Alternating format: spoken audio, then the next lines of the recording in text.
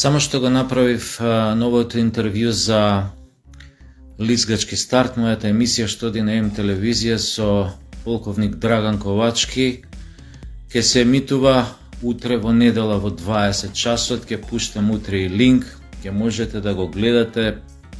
Просто кажано бев шокиран, ме остави подзинат за некои работи за кои што зборевме кога кажа дека армијата под водство на Славјанка е во потполен колапс,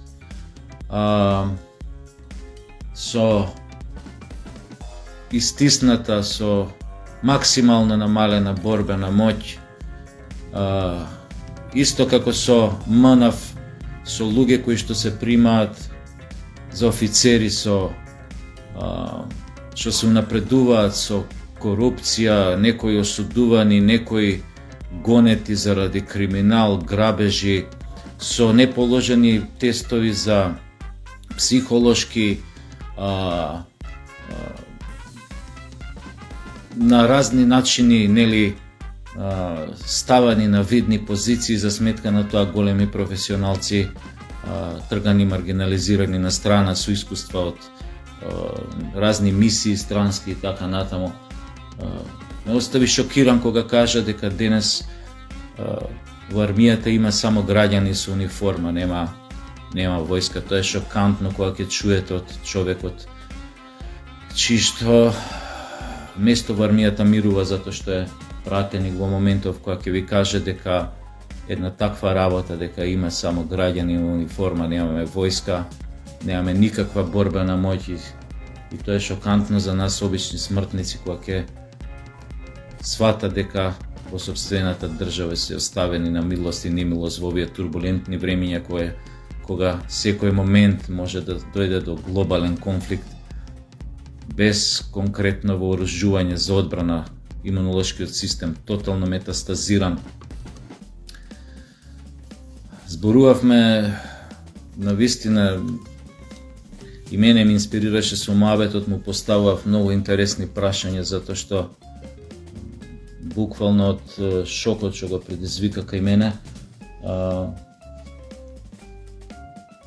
се надевам дека сето тоа ќе се смени многу брзо.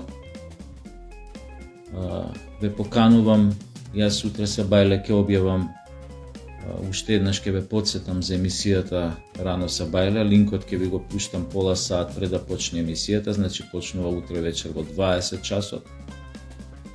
И навистина треба да ја погледнете. Толку сега за сега и се гледаме пак во некоја друга прилика. До тогаш останете сите здраво и како да ви кажам, препуштени сами на себе, само Господ може да нас спаси.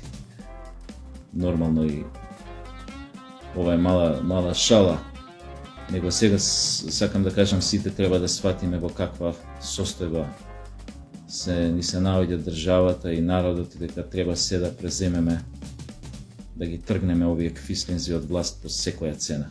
Секоја секунда нивна помината и понатаму на власт заедно со ДУИ е убиство на... Тоа е само убиство на македонскиот народ, доколку го дозволи тоа. Убав ден и се гледаме пак.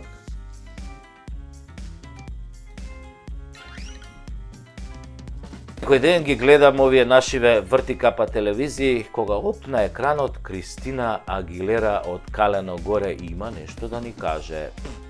После 100 изјави дека САД или никад не се мешаат во внатрешните работи и органи на Северна Вани, а се мешаат ко свекрва на снаа у тенџерето што се меша. Таа излезе да го праша Мицковски што ќе им понудил на граѓаните после победата. Да им кажел уште од сега како ќе го решал прашањето со бугарите. Ја мајката! Ај што отворено застанувате на страна на криминалците од СДС и ДУИ, туку и нели не се мешате во внатрешните работи со услови од типот ајде кажи сите да чуеме па да знаеме кај да те заебеме. Па, господја Агилера, ако ова не е мешање, не знам што е. поише мешање има у Тетово ноќен бар или ајвар ко се прави, ама вие си знаете кај се не мешате. Како второ, отворено застанувате за корупција и криминал што се гледа од Кинескиот зид, дури ако се опулиш убаво и оддалеку, а нели се борите као против корупцијата.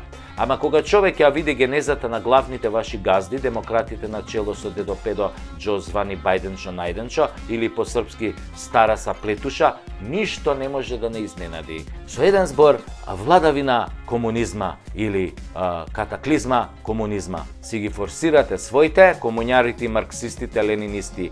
И така на секаде по светот си правите. Така Комунистичката партија на Америка или попозната како демократи и нивните кловнови досега го бутаа светот во неколку војни, од кои едната најголема со кловнот Зеленски и втората меѓу најкрвавите во појасот Газа.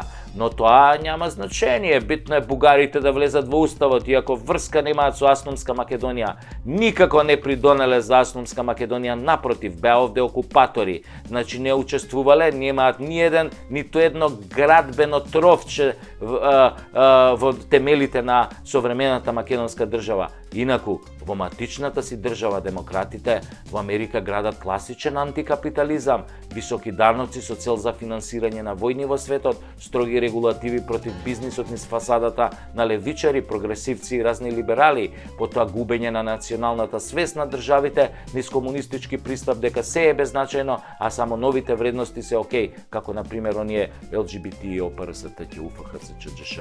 Значи, тие заедници, мислам, немање родови, немање полови, мочање на мушки манијаци во женски тоалети, уништување на женскиот спорт и милиони други новокомунистички бестијалности. И за тоа време, промовирање на комунизмот во САД или никад со закани по безбедноста на Тексас и на сите држави кои не ја прифаќаат политиката на зачувување на Америка, туку емигрантската шема на Сорос помогната од дедо Стара Саплетуша, закани со оружје и војска кон Тексас и другите држави, мислејќи дека тоа се Македонија и Грузија, нели, па и сега ќе си ги дупиме. Ама тамо имало национална гарда, па тие околните држави се осеќале како брача со нив, нешто како Косово, Албанија, овоно, па ќе се бранеле со заеднички сили. Или, по превод, заигра мечката изгледа и кај вас дома, драга амбасадорке.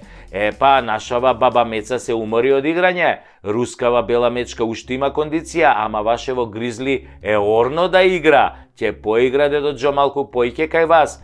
Заш? Така, најубаво се играло дома на крајот. И те молја без несразмерна сила кон Тексас, кошо не дупевте нас у Арачиново.